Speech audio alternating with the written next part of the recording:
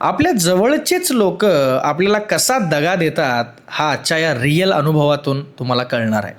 श्री स्वामी समर्थांची प्रचिती आलेला आजचा हा अनुभव ज्यांनी आपल्याला पाठवला आहे त्यांचं तर मनापासून खूप खूप आभारच. पण आपल्या आयुष्यात देखील या अनुभवावरून खूप काही बदल घडणार आहेत.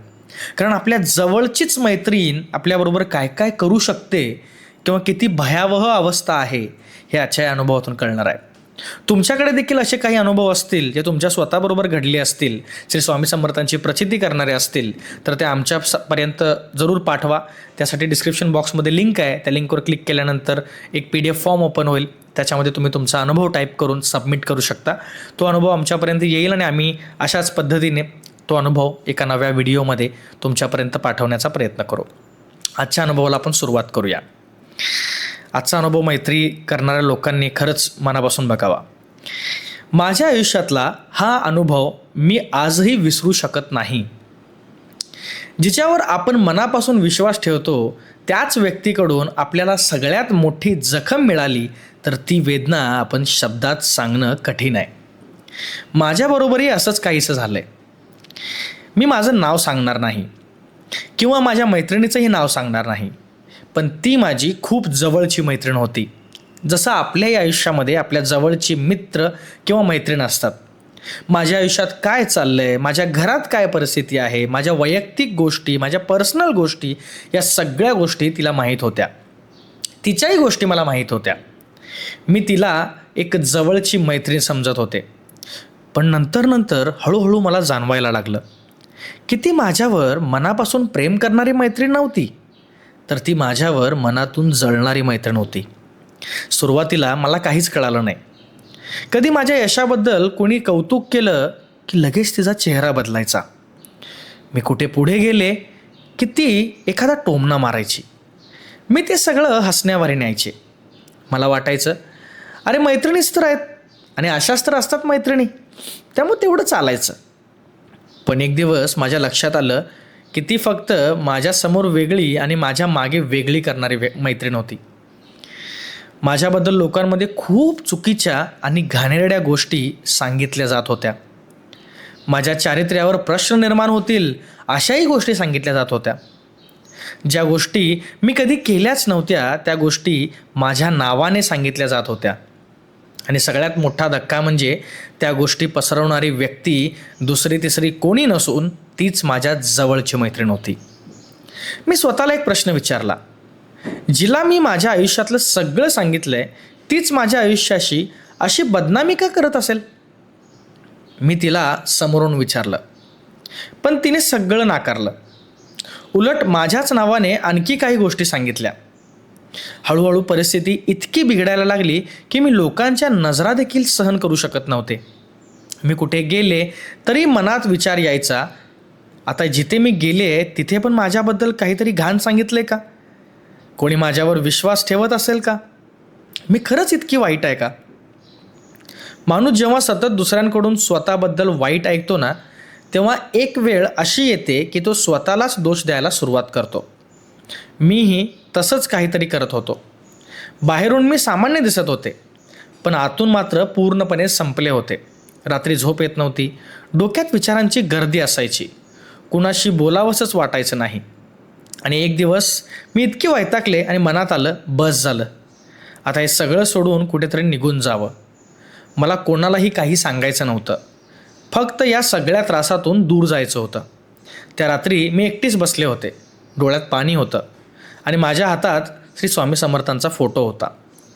मी स्वामींकडे पाहिलं आणि पहिल्यांदा आयुष्यात मनापासून म्हणाले, स्वामी, मी तुमच्याकडे काहीच मागत नाही किंवा ह्याच्या आधी काही मागितलंही नाही आहे.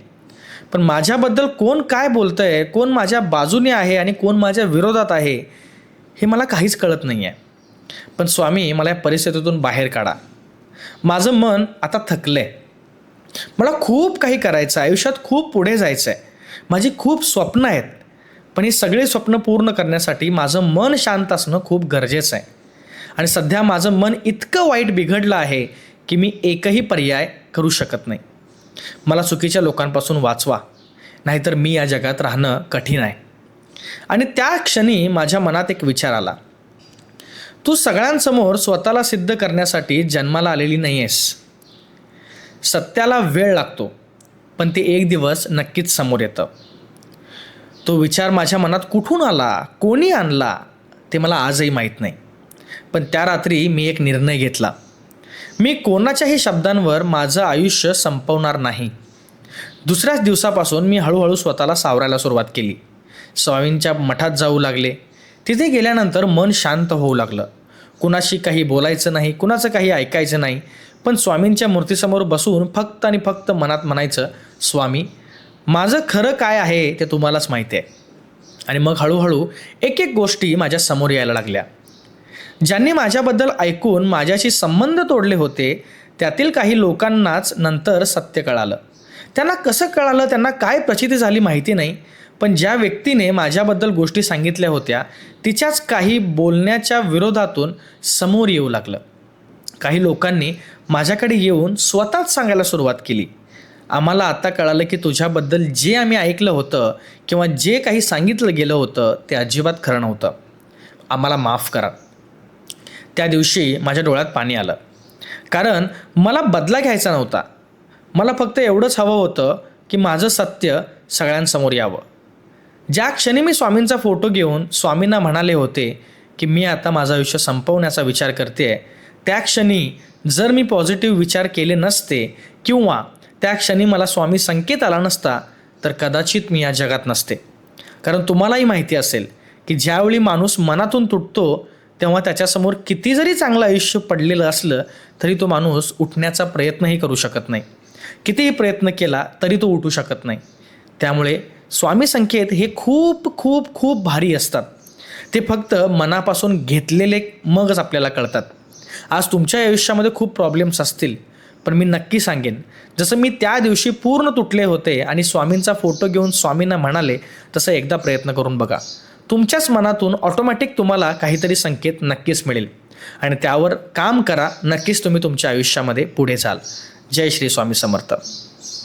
मंडळी, आजचा हा अनुभव जरी नाव नसला किंवा जरी त्या ताईंनी नाव दिलं नसलं, तर आज या अनुभवामुळे जेवढे काही लोक हा अनुभव बघतील त्यांना एक मात्र कान मंत्र नक्कीच मिळेल.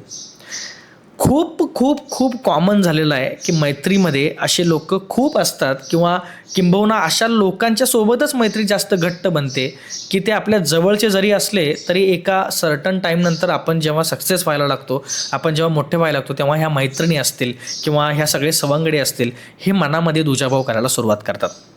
पण बऱ्याचदा हे सगळं सॉर्ट आऊट देखील होतं, पण जी मनावर खोल जखम झालेली असते त्या जखमेला कधीच मलमपट्टी लागत नाही. पण याच्यामुळे आपल्या स्वतःच्या मनावरती इतका निगेटिव्ह इम्पॅक्ट पडतो की आपण त्याच्यानंतर देखील जी नवीन नवीन लोक आपल्या आयुष्यामध्ये येतात आपण त्यांना देखील जज करायला लागतो. स्वामी समर्थांच्या मठामध्ये गेल्यामुळे किंवा स्वामी संकेत हे असेच असतात की कुणालाही जज करू नका. मन शांत करण्यासाठी श्री स्वामी समर्थांची प्रचिती ही किती गरजेची असते हे आजच्या अनुभवातून तुम्हाला कळालं असेल. कारण जर त्या दिवशी या ताईंचं मन शांत झालं नसतं, मनामध्ये ते निगेटिव्ह जे थॉट्स होते ते थांबले नसते, ते पॉझिटिव्ह थॉट्स स्वामी संकेतमुळे आले नसते, तर ते स्वतःच म्हणतात की कदाचित या जगात त्या नसत्या. आणि हे खरं आहे. कारण डिप्रेशन, टेन्शन, एन्झायटी हे ऐकायला जेवढे सोपे सोपे शब्द वाटतात, बारके बारके शब्द वाटतात, रिॲलिटीमध्ये ते खूप जास्त घातक असतात. कारण हे फक्त तोंडानं सांगण्यासारखं नाही आहे. ज्यांच्यावरती हा वेळ येऊन गेला आहे किंवा जे ह्या वेळी त्यांच्या मनामध्ये डिप्रेशन, टेन्शन, एन्झायटी आहे त्यांनाच कळेल मला काय म्हणायचं आहे. त्या काळात खरंच कोणीही साथ देत नाही. आपलं मन आपल्याला साथ देत नाही, दुसरे तर लिहिलं आमची गोष्ट. त्यामुळे एक ताकद, एक पॉझिटिव्ह एनर्जी एवढीच आपल्याला वाचवू शकते आणि ती एनर्जी म्हणजे श्री स्वामी समर्थ. कारण श्री स्वामी समर्थांच्यावरती विश्वास ठेवणाऱ्या लोकांना माहिती आहे की खरंच ज्यावेळी तुम्ही संकटात असाल, एकदा स्वामींना हाक मारा, एकदा स्वामी संकेत ओळखा, एकदा तुमच्या मनाला हवं आहे म्हणून तुम्ही एकदा स्वामींच्याकडे मागा की तुम्हाला पॉझिटिव्ह एनर्जीची गरज आहे, तुमचं मन भरकटलं आहे, स्वामी मठात जावा, मठात जाऊन एकदा ती शांतता अनुभवा आणि मग बघा तुमच्या आयुष्यामध्ये कसा फरक पडतो. हा अनुभव सांगायचं कारणच हे आहे की हे अनुभव ऐकणाऱ्यांपैकी तुमच्यापैकी देखील तुमच्या आयुष्यामध्ये बरेच प्रॉब्लेम्स असतील. कुणाला पैशाचा प्रॉब्लेम असेल, कुणाला फॅमिली प्रॉब्लेम असेल, कुणाला प्रेम संबंधाचा प्रॉब्लेम असेल, टेन्शन, डिप्रेशन, एन्झायटी, नाना प्रकार वाढलेत. पण जर देवावरती विश्वास ठेवून जर तुमचं हे टेन्शन, डिप्रेशन, एन्झायटी कमी होऊन उरलेलं आयुष्य जर तुम्ही सुखात काढू शकत असाल तर का नाही ठेवायचा विश्वास? आणि आम्ही याच पद्धतीने व्हिडिओज किंवा असेच अनुभव लोकांसमोर आणतो की जेणेकरून ते अनुभव ऐकून बघणाऱ्या लोकांच्या आयुष्यातलं डोक्यातलं जे टेन्शन आहे ते कमी व्हावं आणि ते पॉझिटिव्ह एनर्जी फील करावेत.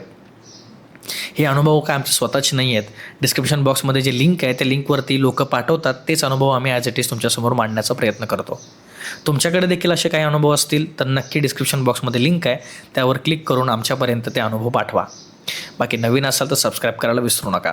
आपण भेटू नेक्स्ट अनुभवामध्ये. तोपर्यंत जय श्री स्वामी समर्थ.